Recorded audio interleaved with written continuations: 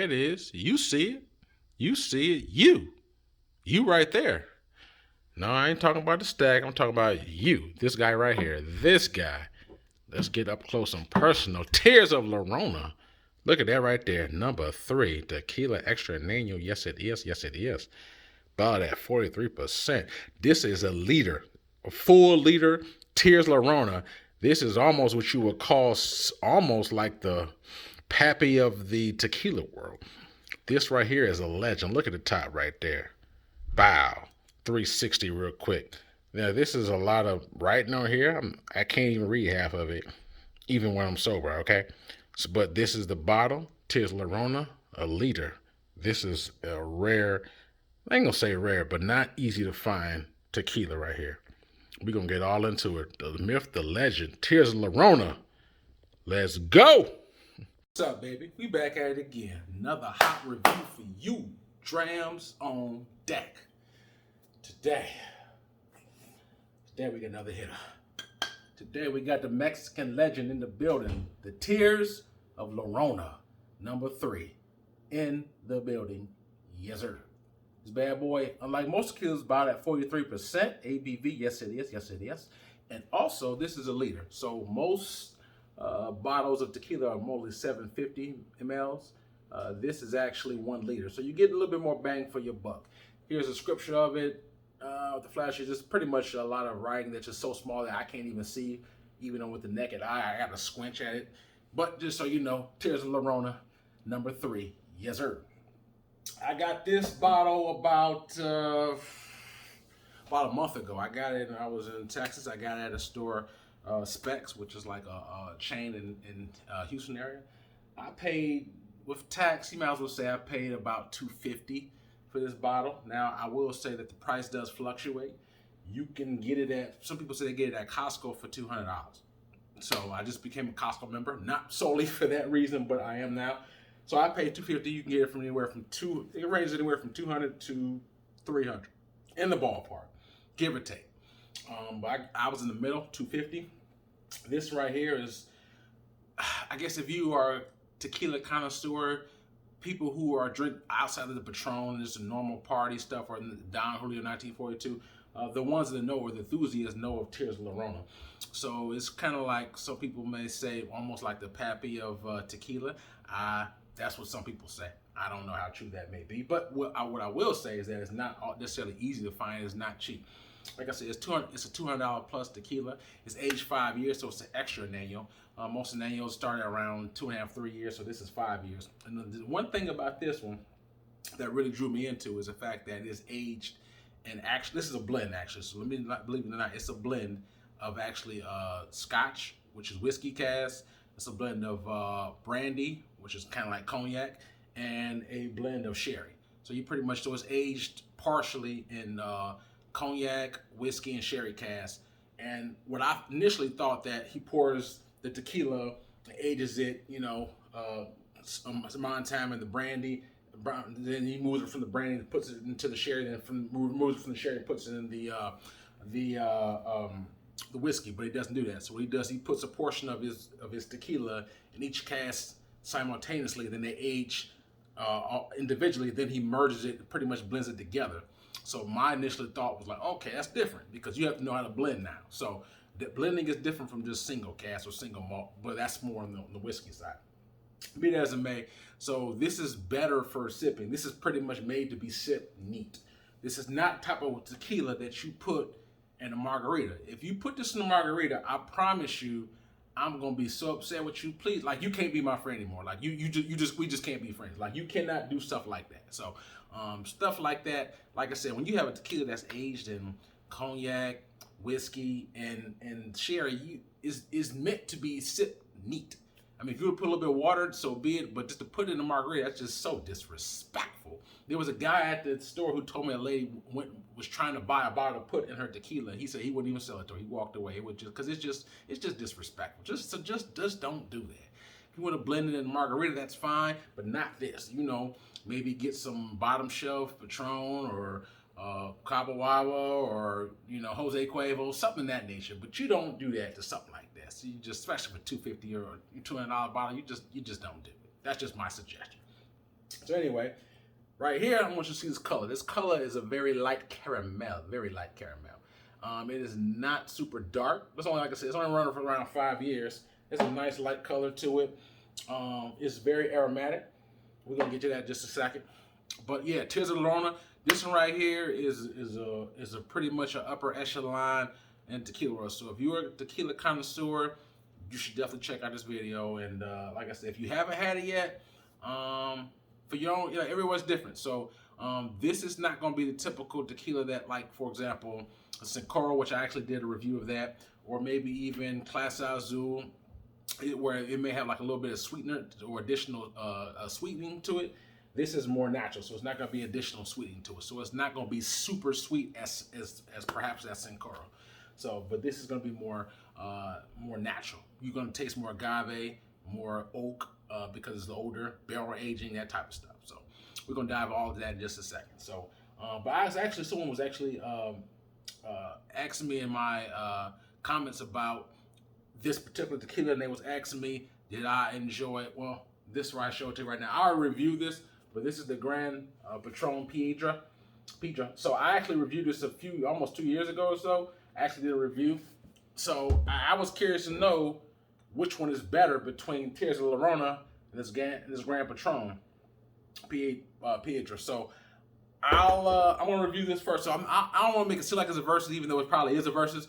But I will do this pretty much on its own. I want to give it proper justice. And after I get into this, my plan is to kind of see how they compare in some respects. So, but anyway, let's jump around into it. So right now, let's see what we got on this nose. You did?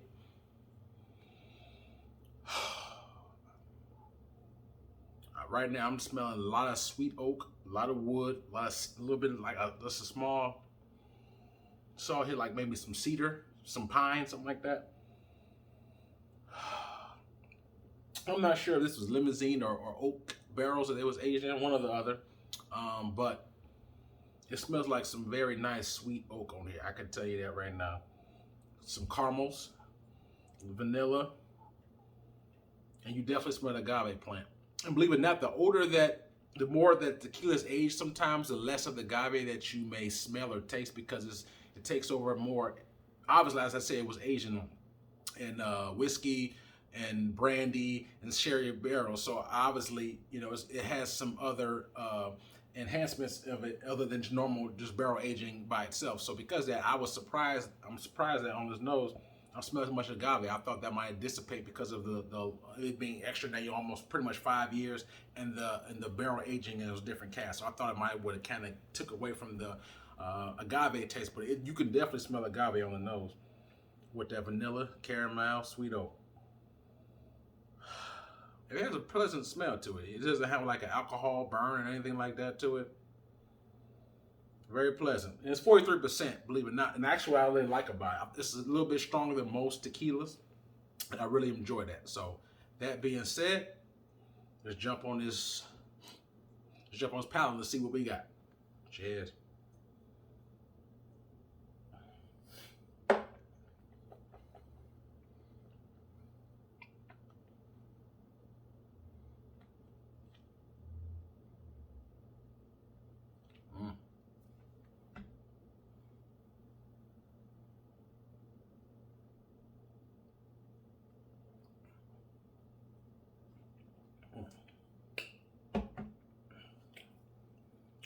Well,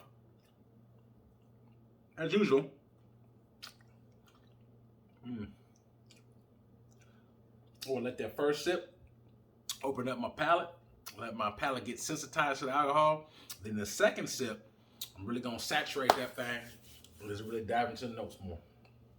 That being said, second sip down the hatch.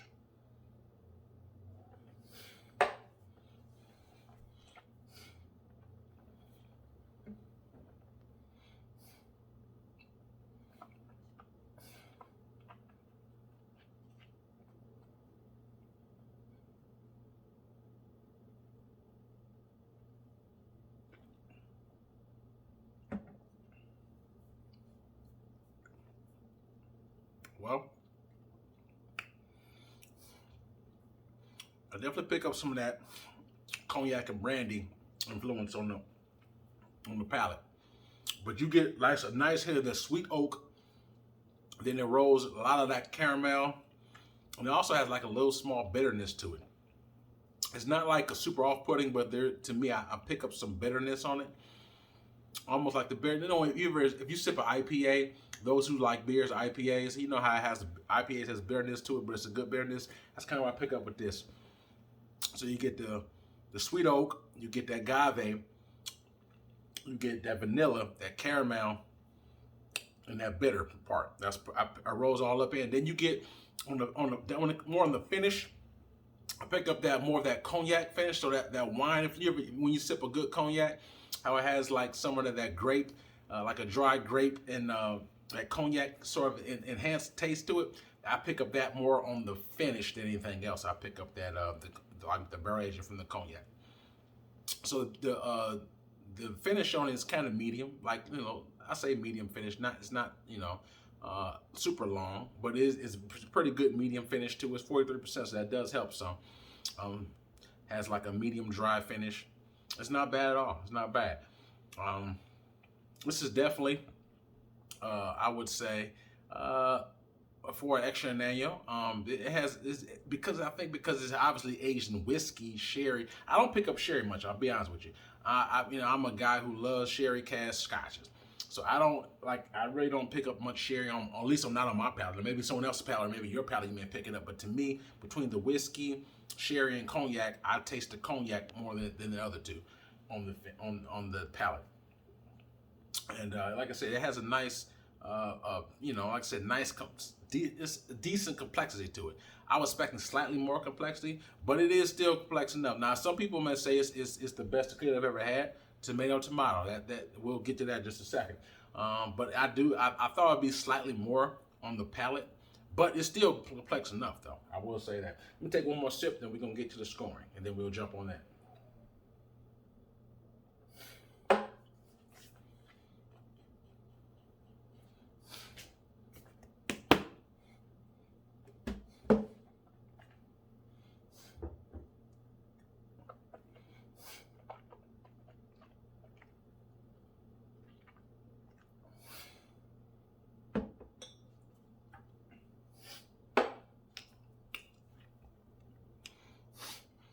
That's a dry finish to it, medium finish. You definitely pick up the cognac on it. Almost so to the point that if I didn't taste the agave, if it didn't have that agave, and obviously some of the sweet oak, I think it would almost be a cognac. Like if I couldn't taste the agave, I would almost think this was a cognac. So definitely has that nice grape, has medium dry finish. Has, like I said, caramel, that bitterness, but in a good way. If I think of a good bitter, sweet oak, and you get the agave. That's what I pick up all on the palate. So pretty much from the beginning to the end, I pick up all those notes that I just said.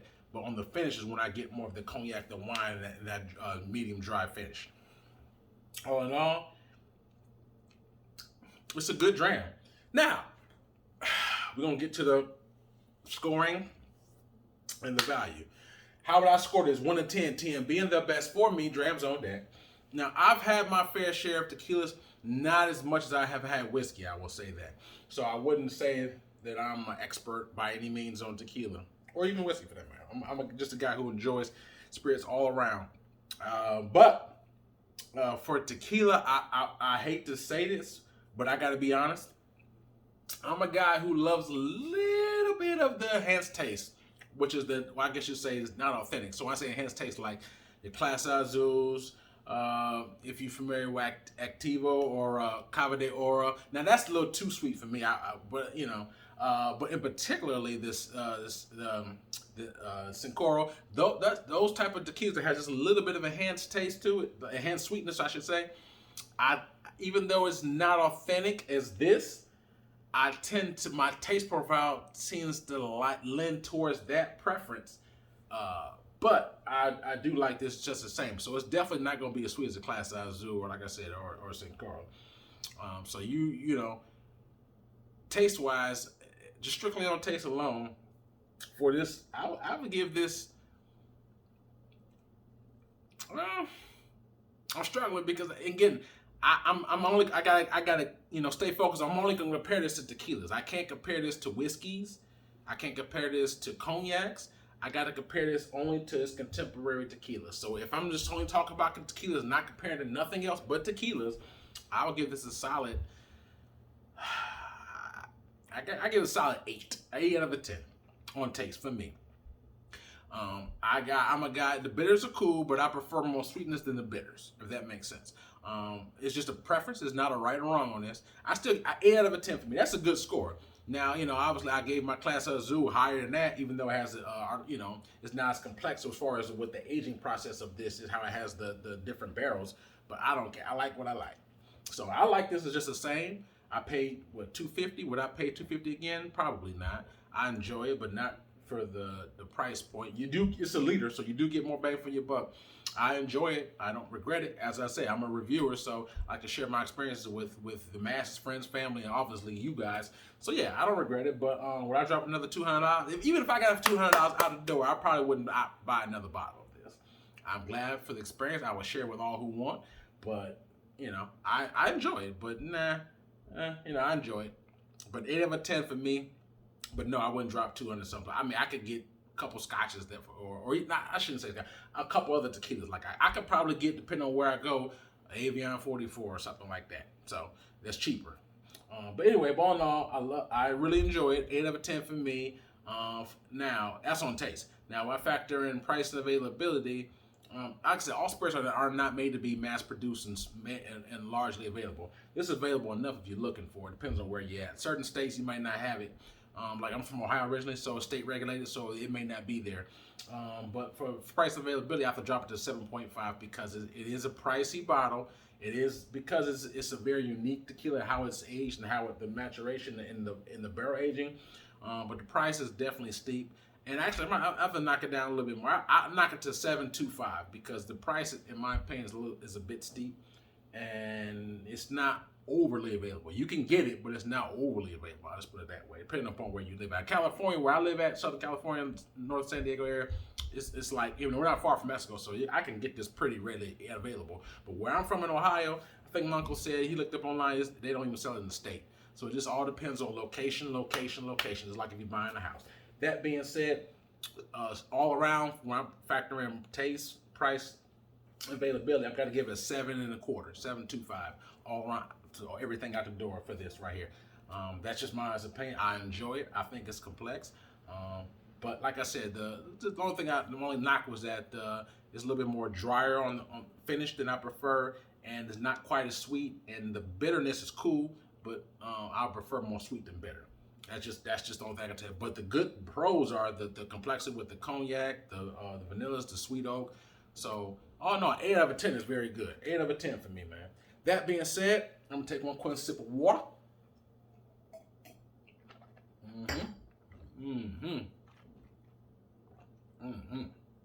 Now, I'm gonna jump right on this Grand Patron Piedra.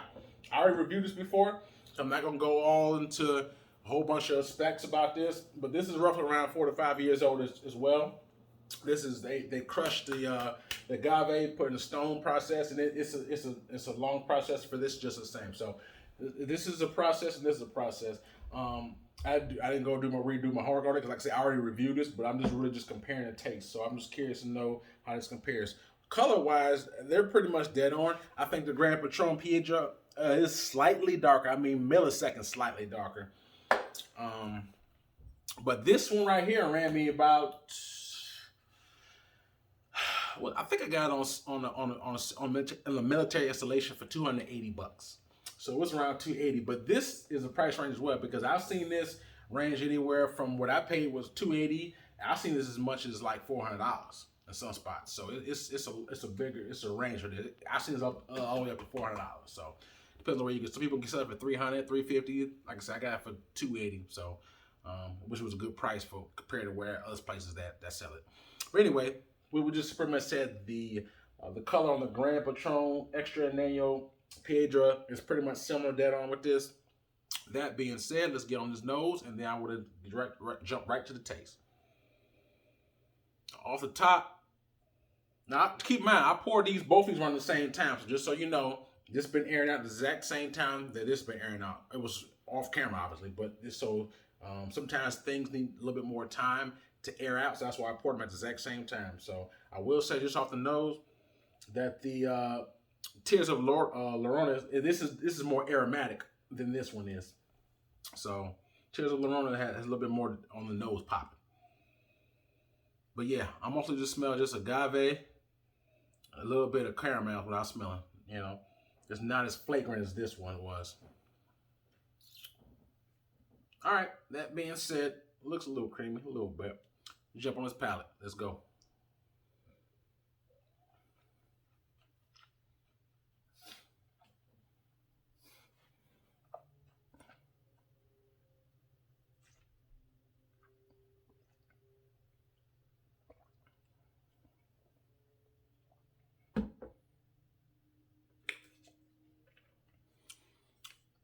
That first sip subside. I'll take one more sip and give you my thought. Looks a little creepy too.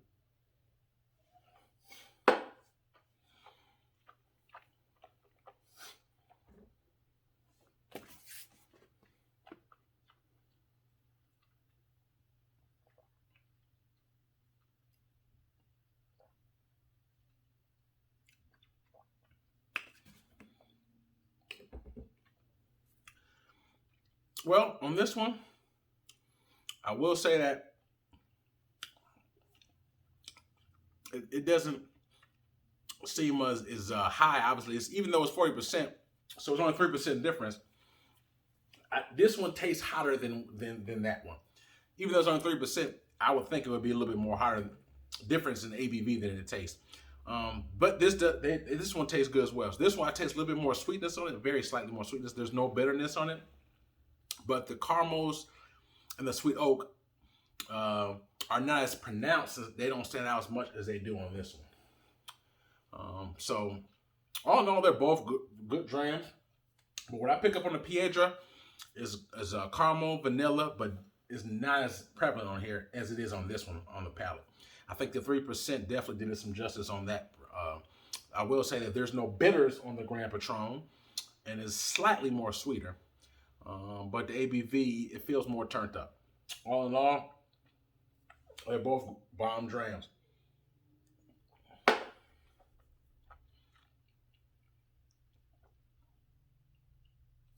So, I don't. Yeah, cause it's been some years since I had this. So, obviously, when you constantly challenge yourself to try different things, even things that are not your typical wheelhouse, your like your preference may sometimes change and alter based on what it is. I remember years ago, Mac 12, Macallan 12, which is Scotch, was like I thought that was the best thing that could ever be in Scotches or in drams. But through the years, I think I've tasted so many things that far exceed that. In the same way with this, when I first tried it, I had my opinion about it, but to me, they're both good. We wouldn't know which one's better, Dram. If I had to choose one, I would say this one slightly. I like the Tears of Llorona is a little bit more, to me, more complex. I think it's more complex. At 3% alcohol is more turned up. I think the finish is a little bit longer. So for me, and I think because the complexity, like I said, the sweet oak, the caramel's more turned up, the nose is higher, ABV is more. I think I would go with this one, as opposed to this one right here. But it's slight. It's not like drastic. If I had to rescore just on taste, even though I like this one more, I probably have to give this a 7 3/4, so 7 7.5 probably, which is maybe it's a little bit lower than what I originally scored it. But they're both good, man. I like them both. But me personally, as I said earlier, I tend to lean towards the sweeter ones more. So like I said, I like Class Azul. That's just my thing. I don't have nothing against either. I love this too. But in my opinion, I would take Avion 44 over both of these. But don't tell nobody. That's just between me and you. Okay, don't tell nobody. All right, you didn't hear that from Dram. It's a personal preference, man. There's nothing wrong with that. But anyway, I like both of these, man. I think the Tears of Llorona is a little bit better. I like them both. This is, like I said, this is going to run you around 300 plus for the Grand Patron Piedra. And the Tears of Llorona, number 3, All around 7.25 because of price and availability. On taste alone, I give this an 8, man. I think it's a good tequila. It's a very good. Like I said, it's not gonna be super sweet as, like I said, those other ones. But it still gets busy. It's definitely more complex. And if you don't like sweet tequila, or if you don't like, that type of stuff, then I think you're definitely gonna like this even more so. Like I said, you may give it a 9. I may give it an 8. Either way, it's a bomb dram. But these are both $200 bottles and up. Would I be buy either one of them again? No, I would not. But I do like them. I don't regret it. I think the price is a bit steep. I'm glad I had it. I've had this for a couple of years now. So anyway, I'm out of here, man. Drams on deck. Hopefully you got something out there, man. If you in the aisle and you're looking for something different tequila, you're looking at Tears Llorona, hopefully you got something out there, man. It's not gonna be super sweet. You definitely gonna get the balance of the cognac influence on. I pick up the cognac on there. It has a medium dryness to it.